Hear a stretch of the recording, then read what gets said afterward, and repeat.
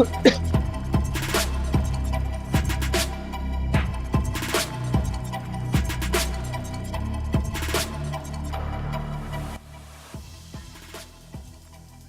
to the Friday edition of Before You Bet. I am not Joe Osborne.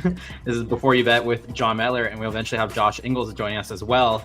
Joe is on assignment, UFC 303, boots on the ground in Las Vegas. So make sure to go follow Joe and the guys on social. They're at the NHL Awards last night as well. They've been posting some content. I know we got a same game parlay with Bet99 out there as well. So make sure to go follow Joe. It's going to be me and Josh running the show today. We had very strict instructions to only thing we couldn't do was talk about politics. So naturally, we might talk about some politics at the end of the show. That was the only thing Joe told us not to do. Make sure to like, subscribe to the show, drop comments, let us know where you're watching from. We actually have a loaded slate of betting topics today. We're going to talk NHL Draft, NBA Draft recap, not great for me. Some NBA trades as well. And then Josh has some MLB picks as well that he wants to talk about. So let's get rolling here. There's a lot to talk about. So let's bring in jingles right now. Let's go. NBA Draft, you have pretty much no pressure on you because I did a nice little 0 for 13 or 0 for 14 with my NBA picks and NBA Draft. So really, you just get one. You did better than anything I gave out for the NBA Draft. The one thing I do want to ask you, so I kind of view I view drafts almost like a golf tournament, like you're trying to hit long shots. That's just kind of how I always go. I know it's very possible I could get reverse swept in a draft. I also have had drafts in the past where you come away walking away with a big winner. Like there's long shots out there that are available. This year, nothing broke my way. I was just kind of curious, how do you view betting on drafts? We kind of got to talk how I did on Wednesday. How do you view betting on drafts? We'll get to the point of who's smarter. The better the market or the actual people making the picks, which is always the scariest thing. But the NHL Draft, I got smashed last year. I think I had one of my worst days, and that's the thing that drafts can bring. You talked about obviously winning big in drafts. Well, the opposite is true in that sense that you can lose big in drafts. Hey, Caleb Dooley says, looking good on you. I think you're talking about that duster we got upstairs, the broom. Not a bad look. Appreciate it. Got a platform for it today. But back to the draft, I mean, I'm not sitting there scouting players. I am outsourcing that to people who actually do that for a job and just trying to build maybe a consensus or an aggregate of all of people's bets, all of people's rankings with these players that actually have markets and kind of see where the median and the mean is versus the market and just try to find some value within that. That's where I am. And one thing that I did learn last year, don't put all your eggs into one basket because everything can go downhill pretty quickly if one move doesn't happen and the domino falls. So this year I'm really treating it like, I don't know, playing numbers on roulette, sprinkling on a lot of stuff. Is that Paul Skeens hosting us today? Oh, my wife would be absolutely thrilled. Skeens is stuff. Tons of exactas, tons of 2, 3, 4 exacts. NHL market only has number one, which is Macklin Celebrini, who's minus 2,000 or minus 20,000, so he's off. Second pick, third pick, fourth pick, fifth pick. No book is offering anything over 6.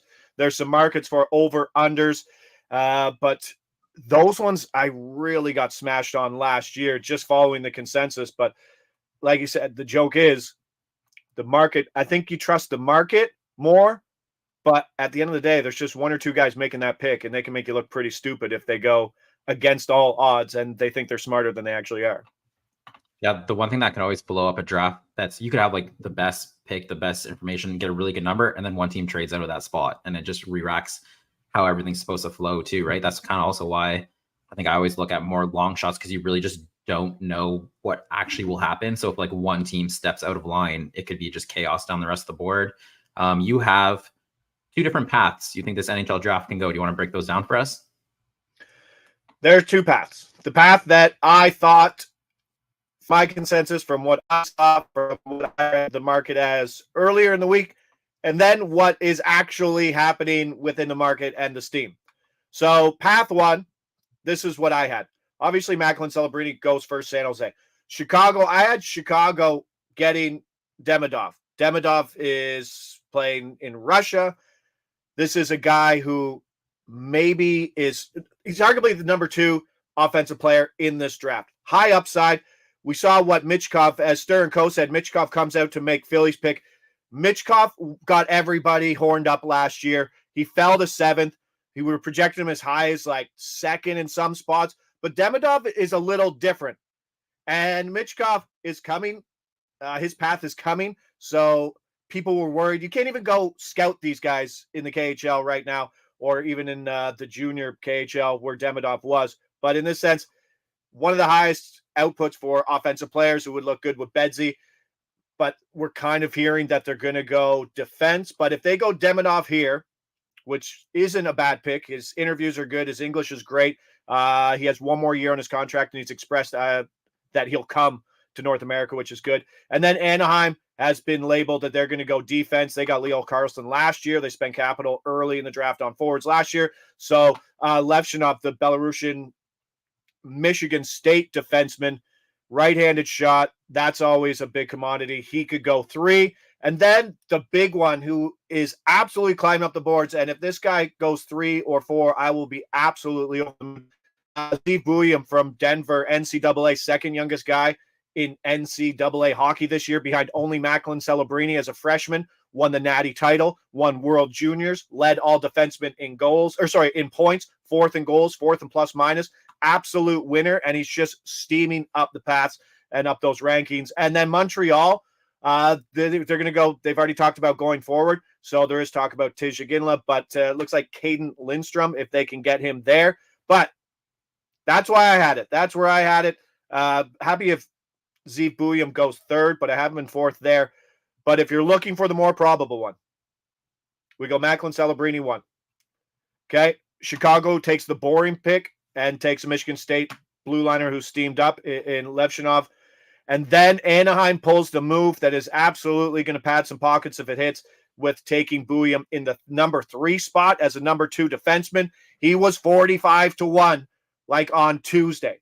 He's gone crazy. He's gone from like plus 1,200 today to, I believe, as low as, what do I got here? FanDuel, plus 370. He will be the betting favorite. And then Columbus goes 4. They drafted Fantilli at center last year. They're going to take the number 1 center off the board in Caden Lindstrom, who the only thing really holding him back is back issues. For an 18-year-old, it's a little scary, but if Columbus can get him, they lock up their forward depth down the middle with Fantilli and Lindstrom. And then Montreal going to get a forward. Then they get Demidov. So if you're a Habs fan and you can get Demidov there in the 5 spot, that's pretty exciting. So what I expected, and then what I actually think was happening. Now, I'll give you credit, John. It's always nice to go second after your draft. It's always nice to go, let's not put everything out there. Let's look at some different scenarios, because absolutely things can go stinky. But the second one looks like the more probable one, and I'll bring into play for it in a bit. Josh, the Buium moving up 3rd overall, like he's steaming pretty hard. Is that because of mock drafts, or is that just the market pushing him? You know, it's really funny because the mock drafts have been out. Craig Button had him at 3. I think Bob McKenzie had him at 7. There's a few mocks that have him as the number 1 defenseman in the draft, which isn't a stretch. But the market is the one that seems to be ahead of the information, at least the information I'm getting, or the information that the public's getting, because they're kind of getting ahead of everything. 20-point moves, 30-point moves. Nothing's really coming out on my end, but the market seems to know. So don't think you're smarter than the market. There's not big swings like there is in NBA where somebody has that much leverage over the market within their information giving to the public. Hockey's not that sense. Bob McKenzie probably has the most influential draft rankings, and the steam right now isn't really lining up with his. Okay. Yeah, I was just curious if it was, sometimes you see like NFL Adam Schefter drops a mock draft, or NBA Jonathan Giovanni from ESPN, he drops a mock draft. There's guys who are very influential, so sometimes their mock draft kind of swings it. I was just curious if it was like more. Yeah, it's interesting. You'd think, but that's certainly not the case. I mean, everyone should be following Bob McKenzie's, because he actually takes he doesn't do anything himself. He's outsourced it, because shave that stash, Dolino. This is what a grown man's mustache looks like, Dolino. welcome to it. Still angry you won the Mustache Award last year at the conference. But no, doesn't move the market. Mackenzie asked 10 current NHL scouts about where these guys are. And it could be a lie too, right? Like those guys might not be wanting to get that information. Delino, yeah. Delino. My next question for you. So one thing I noticed from the NBA draft, and I was curious, I've never really thought about it before, and I feel like maybe I should put more weight into it moving into the future, is 5th overall Detroit Pistons were picking, 6th overall Charlotte Hornets were picking. I thought there was an opportunity for 2 long shots. I did take 2 long shots. 2 long shots hit, not the 2 I took. So there was opportunity there. When you see these bad teams, should we almost is there an opportunity to place a bet on someone that almost doesn't make sense for the roster because they just don't make good decisions? So I'll give you an example for the Pistons here is they went with Ron Holland, can't shoot the 3-pointer. They don't have anyone on the roster that can shoot a 3-pointer. The pick doesn't make a lot of sense. Obviously, there's more moves coming, but if you were looking at from a basketball before the draft, there's just no way you would have thought they took Ron Holland. He goes 5th overall. He was 29-1 the day of the draft to go 5th overall. Do you kind of factor that in where you look at some of these teams picking at the top, they're just known for not making good decisions, and should we kind of bet they're not going to make a good decision? I think in the NHL, it's a little different, right? It's not jump on your roster, make an impact immediately. These guys need time to, some of these guys will be going back to NCAA. They won't even have a path. They won't even be trying out for the team in 2024, 2025 season. So it doesn't look as bad for the organization if you make a bad pick in the spot. And with the markets that we have for the NHL, you don't really get to notice that because it's just, like I said, it's only picks 1 to 5 available for bettors to get on. So you're really not going to see anybody take giant whiffs. But in that same sense, there is some big stuff. 2 years ago, we saw Shane Wright fall to 4. It was probably the right move, but Anaheim going last year, number 2 with Leo Carlson was a big move. And then there's obviously a big move between, do we take the Russians, right? We can't scout them. We don't know their path to the league. What about if we take Finnish guys who are young but playing in the men's league? How do you rate that?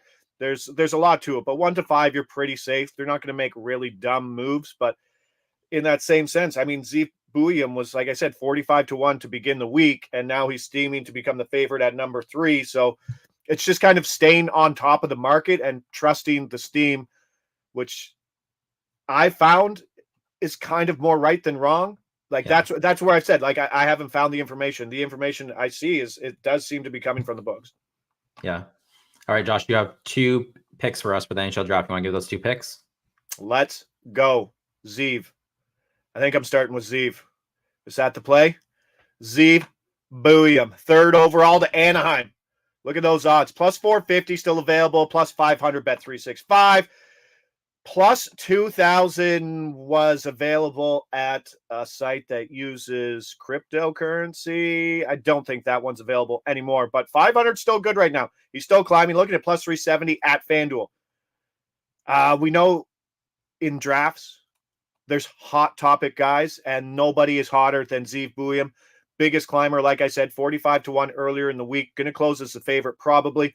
Just last year, won the World Juniors with USA as an underager. Went to the NCAA Denver as the 2nd youngest skater in the NCAA last year. What did he do? Won a Frozen Four, Natty Championship, was fantastic in the playoffs, led all defensemen in points, and he's projected to probably have the best ceiling of all of the defensemen being drafted. He's 3rd on a lot of important mock drafts, can play both sides on defense, so there's a lot to like about Zeev, and I know a lot of people. I've thrown it out in my Discord. I've got the information come down to me about Big Z. There will be people running around screaming, possibly tarps off. If Zeev comes in at 3, I know people who have big bucks on Zeev to go 3 at the 45-1, right?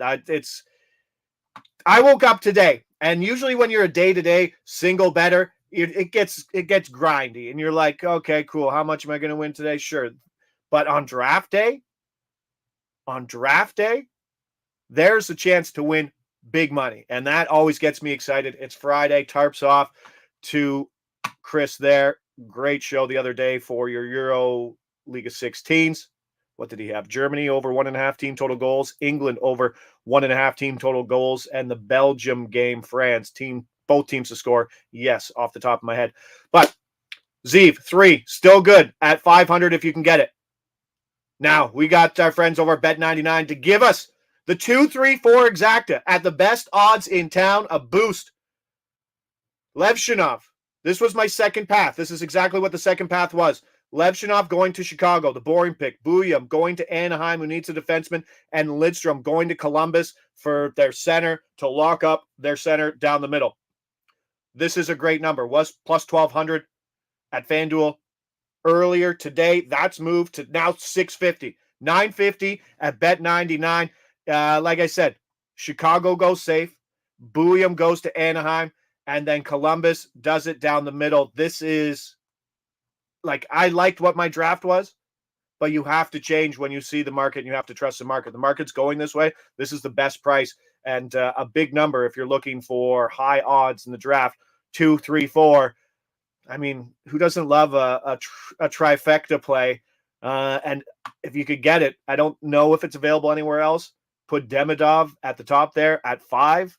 That's a big ticket there. Yeah, so we have a couple of things going on with Bet99 right now because you have Joe Osborne has the UFC same game parlay for UFC 303 there at Bet99. And now Josh got you a little trifecta action for the NHL draft there as well, plus 950. It's a great number. 950 is a great number. I was looking for exactas for the NBA. There wasn't too many out there. We're gonna pivot now. We're gonna give Josh a little water break here. We're gonna pivot to the NBA. Everyone asked me, they're like, what do you do in the NBA offseason? What do you bet on? There really is. NBA has one of the best off seasons of all the leagues. There's so much to bet on. There's so much movement. There's honestly been more to dig into this week than even some game weeks of the regular season. And I have 2 player next team bets that I've placed. First one, I'm going Brandon Ingram, Sacramento Kings. So this was, I got to give a shout out to someone on Twitter, Uncut Gambit Gems. Is his ad. He had this 100-1, and then the draft happened, kind of dropped down. It dropped down to 30-1. There were some things that happened in the draft that kind of caught my attention. I bet this 30-1. It's now 20-1. They dropped another, 10 points to 20-1 following their trade yesterday. I think there's so many paths here. One, the Pelicans really want to get off of Brandon Ingram. They're not going to re-sign him. They want to trade him. There's just not too many options for where he can go, and also a team that will probably extend him next year.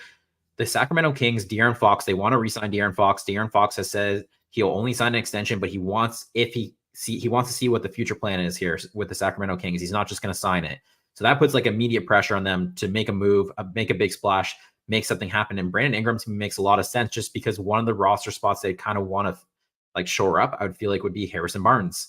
And Harrison Barnes is also following yesterday. Once the Kings made a trade, Sasha Vezenkov and Davion Mitchell to the Raptors, they can now trade Barnes for Ingram, and those contracts line up salary cap wise, where that's the only contract they have to move.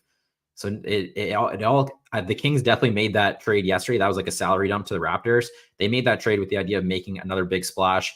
I think it's Brandon Ingram. I think 20-1 is still a really good number because you've been given even more information. Kevin Huerter is the other contract that they could also move to make this happen. And they drafted Devin Carter. Devin Carter plays the same spot. I think they've also re-signed Malik Monk. So Kevin Huerter's contract's also expendable.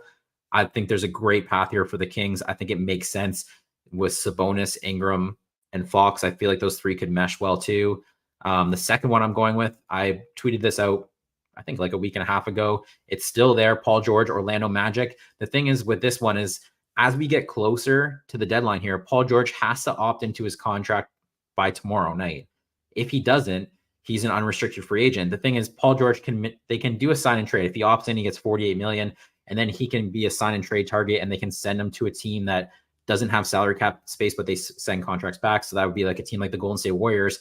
As this deadline approaches, and if Paul George doesn't opt into this contract and it kind of takes like the sign and trade out of play, there's only a couple of teams who have an opportunity to sign him to that max contract that he wants. And the Orlando Magic are one of those teams. And the other thing too that I like with this is, if you listen to his podcast, he's raved about Paolo Banchero multiple times. And I do think George is kind of at the point of his career where he doesn't want to be the leading scorer. He doesn't want to be the primary defender. These are all opportunities that Orlando could give him on top of a max contract, on top of if he is, the big thing with him with the Clippers is he wants the most amount of money he can get.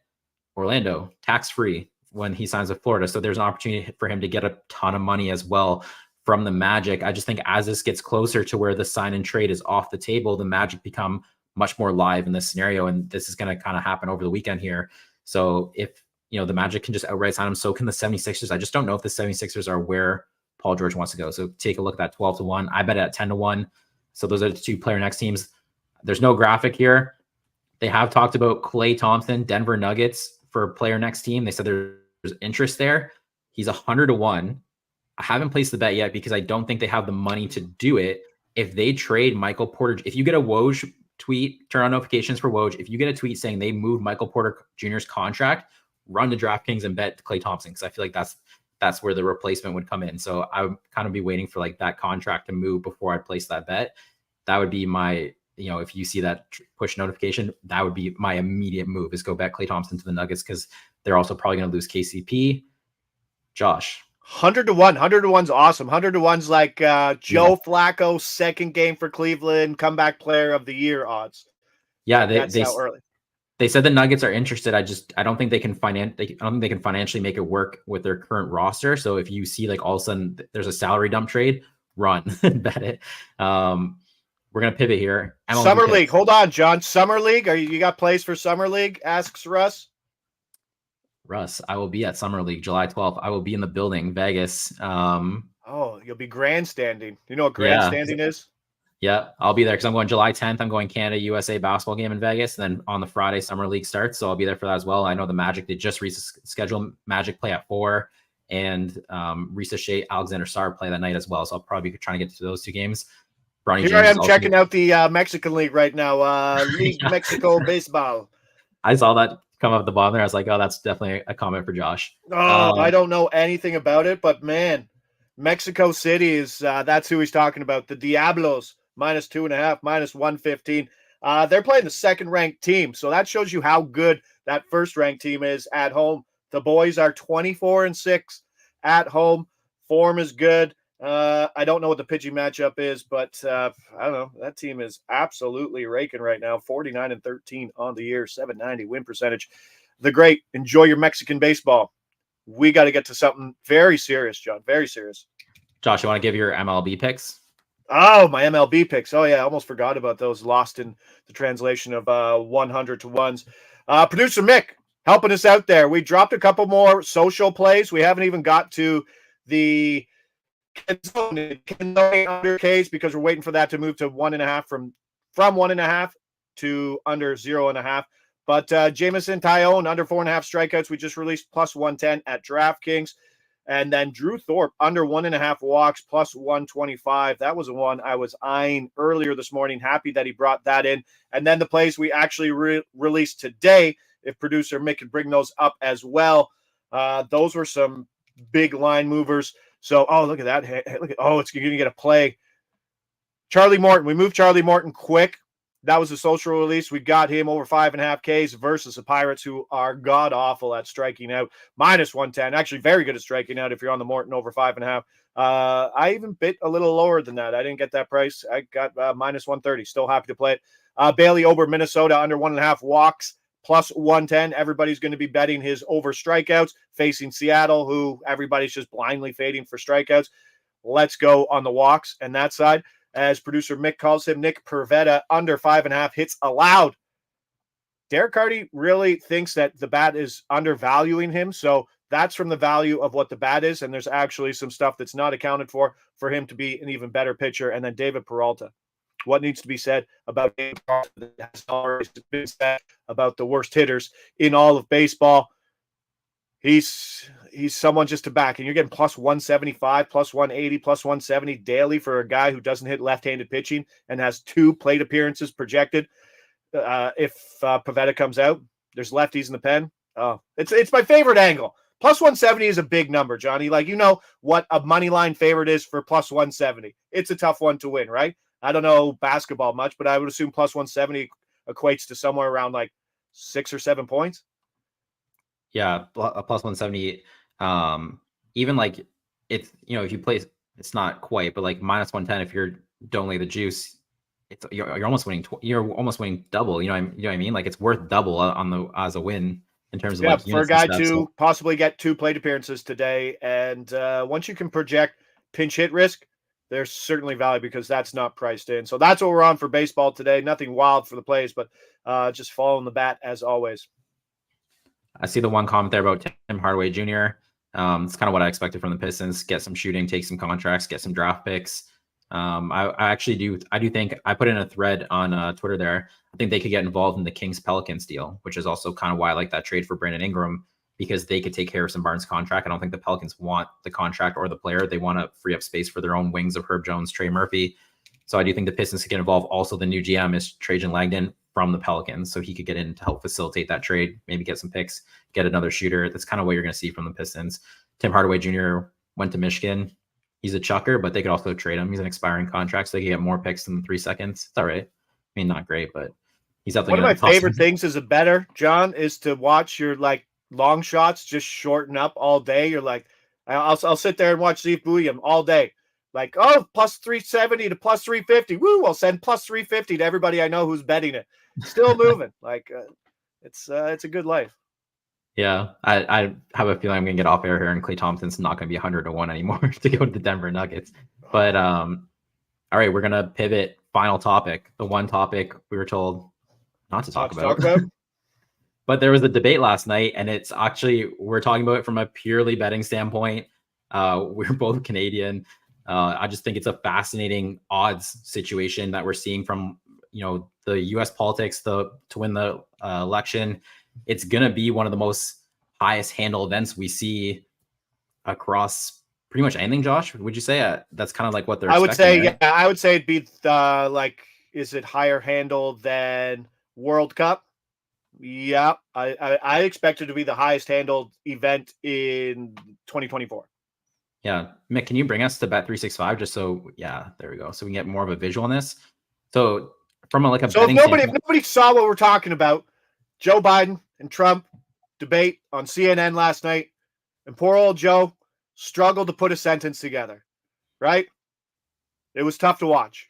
Yeah, I have no horse in the race, but it was just tough to watch from a pure standpoint of public speaking. And Joe Biden has all of a sudden, like, the odds for the Democrats to win didn't change a ton, but the biggest change was Joe Biden not winning, not being the what I don't even know what you refer to as the Democratic nomination, right? Yeah. This is why I wanted to bring it up, because it's like a fascinating scenario where from like the odds, like this was priced as, like a 1 versus 1, Donald Trump versus Joe Biden. Say, I think Trump was like minus 140, say Joe was plus 120 in that range before the debate even started. Yeah. And now Trump was moving live, just because, like you said, Joe was really struggling in the debate. But click on the winner tab. Sorry. Yeah. Click on the where it says winner, and then you can go down and there you go. So not only was it moving live for Trump, but like they also brought back the party candidate, because like this is a market that it wasn't even on the board. So like imagine this could go down, like if you had a bet on Joe Biden to be the nominee, and I'm sure someone does, this could go down as like an all-time bad beat, because he's essentially won it. But Stop it, Mick. Stop it. But now they're asking him to, there's kind of this rumor that they're asking him to step down. And like from like a betting standpoint, like there's people who bet this, and now it's back up on the board. And like I was seeing people on Twitter, they're like, grab Gavin Newsom for 40-1, and people were just grabbing names and they're just throwing names back on the board.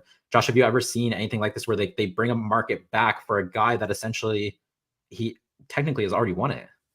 It's just thanks a lot, Joe. As the traders were saying last night, now we got to recreate some new odds.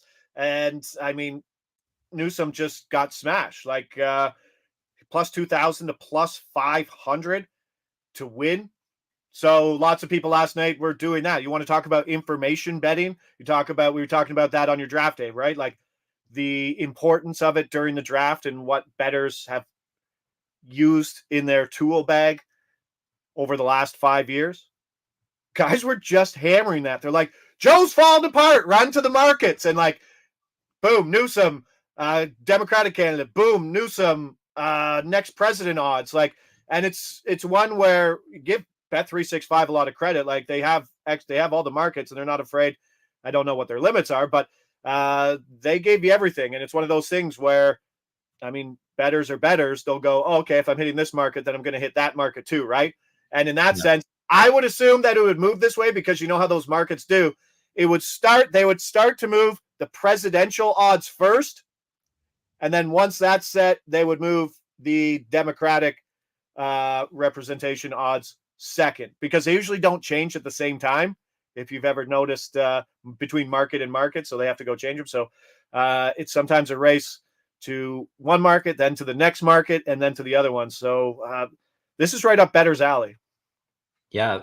And I was just, I think the thing too, like during the actual debate, I saw people tweeting like, go hammer Trump, like it's obviously going to move. And then people were kind of grabbing Gavin Newsom. And then after was when like the post, I guess the post game talk, I don't know what you call it, on CNN, where a lot of their analysts were like calling for him to basically step down, which is like not what you'd expect to see. That's when the market really started to move. And that, like the party candidate wasn't even on the board at 365. And that's when it got thrown back up. And I think it's really fascinating. But that's the thirst. That's Bet 365 being on top of it, being like, there's a thirst. We got to give them what you want. And that's a thing with bettors that don't understand. Like if you have access to books, communication with them, and they will give you odds for anything, right? Like they're happy to take your action. They're going to set the risk and the odds and let you make the choice, but they're happy to take it. So hats off to 365 for pulling that off quickly last night. And I would assume that they took a boatload of handle last night in it, just because there's not a lot of candidates, right? There's just not a lot of people, right? So it's a choice A, choice B, and now basically choice C. So there's not a lot of places where your money can go. In politics, everybody thinks that they're right and they know everything, right? It's kind of a subjective thing.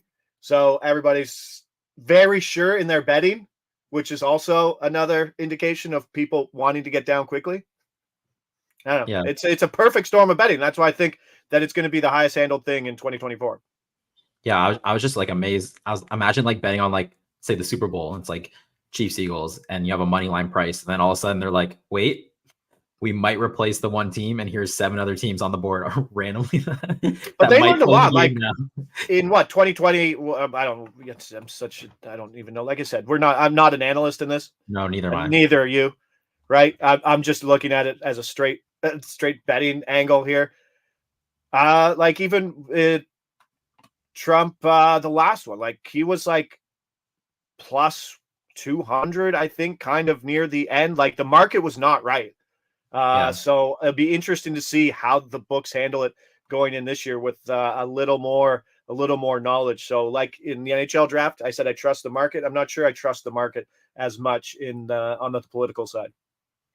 Yeah, even I remember last election, I wasn't betting on it, but like just live, I was just following it just for fun because I like watching betting markets, and it flipped. Like Joe Biden, Donald Trump flipped like 3-4 times, whereas all of a sudden like Biden's plus 300, Trump's plus 300, Biden's plus 300. So and that's it. Like is it like just risk aversion from the books, like taking too much on one side and obviously moving the lines, or is it like they don't know, like they're not getting the information, they don't know how many votes are going to be coming in this riding of this random state? See, I don't even know what I'm talking about anyway. So neither one of us follows politics. We were just interested. No, but like you said, it's betting markets. They're interesting. Yeah, it was just I thought it was fast. It's honestly setting up, if you had Joe Biden to be the Democratic nominee, it's setting up as an all-time bad beat. Like that was like one of the worst beats. He's the nominee, like it's a win, and then all. Come on, Joe, nope. Spit it out, bud. Come on, imagine watching that, just holding on to your Joe Biden ticket, just all crumpled up. It's like now they've just put the market back up, and now everyone's making a case for it. It's a fascinating betting story. That's all we care about here is the betting story. So that concludes our show for Friday. That's everything we wanted to talk about. Joe Osborne will be back Monday to host Before You Bet at noon. Josh, you want to tell everyone else what you got going on? I don't know. I'm probably going to groom my mustache for the entire weekend of Canada Day. Wife will be... Oh, no show Monday, Canada Day. Thank you. There you go. No show, Canada Day. Appreciate the time off. Me going on? No. Kids are out of school today, right? Like it's... I haven't even thought about them being around for all summer, right? Like I haven't even thought about that. So we're in trouble. we're in trouble here at Casa Jingles. But this weekend, I don't know, Canada Day, such a fun weekend. Going to listen to the entire Tragically Hip discography, whatever you want to call it, their whole thing from self-titled to late Gord Downie stuff. So that's what we got for Canada Day. What are you doing for Canada Day there, Johnny? My brother going over the border and buying some fireworks. No, my brother-in-law and sister-in-law always throw like a massive party, usually about like 150 people for Canada Day. So that's 150 people. Yeah, they live on a farm. There was some property, but we always try to like fill up a boat with all these empties and stuff. So I'll take a photo. We do it every year. We've been doing this for like 10 years. So it'd be a massive party on Sunday. It's always fun. There you go. Yeah, that'll be my Canada Day weekend. So that concludes our show. We'll be back Wednesday, noon Eastern. Joe Osborne, Before You Bet. Make sure to like, subscribe. Also, make sure to give Joe and the Covers team a follow on social. They have boots on the ground, UFC 303. Go check them out. Booyam number 3, and I'll tarps off and live stream it. Yeah, as long as my wife doesn't follow see Josh. it. We will see everyone Wednesday. Thanks for joining us. Good luck with your bets this weekend.